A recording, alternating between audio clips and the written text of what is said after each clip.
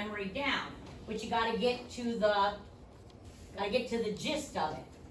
What are other things, now that your brain is thinking, what might be another way to start a letter? If you don't tell a personal story, what might you start with?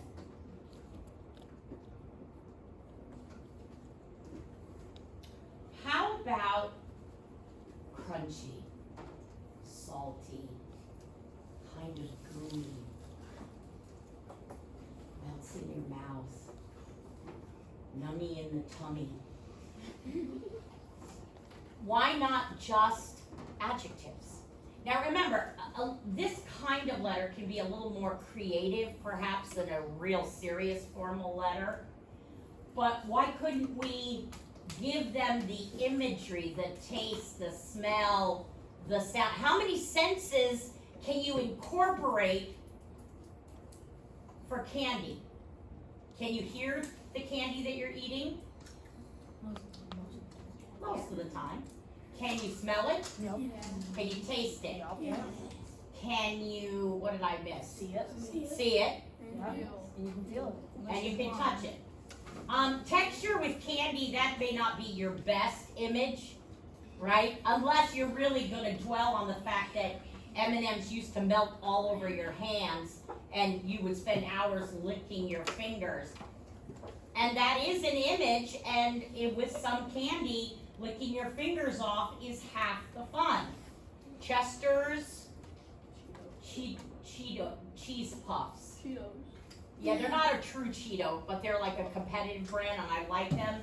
And they make any Cheetos makes your fingers orange. And I will lick my fingers off. That's part of the eating process. Doritos.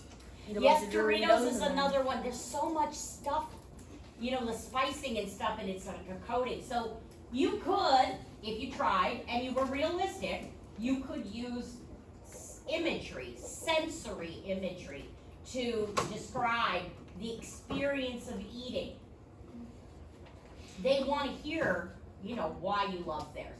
So you're looking for some sort of hook. You could, and this one's a little sneaky, you could watch on YouTube and look for their commercials for your candy bar and steal a couple of words from the jingle. Like melts in your mouth, not in your hands. But isn't that half the fun? What's chocolate without a little chocolate or a mustache or a little chocolate to lick off your fingers? And then start. M&Ms have always been a favorite. And I can say, even at my age, I still enjoy. Okay, so don't be afraid to get creative with the start of your letter. Now, most of you can pretty much instantaneously fill in your name and address, the date. You're looking for the address, the name of the company that makes your candy, and their address. So that part of your template you can get filled in rather easily. Once in a while, Nestle's headquarters. Nestle's has an American headquarters, but it's actually a Swiss company.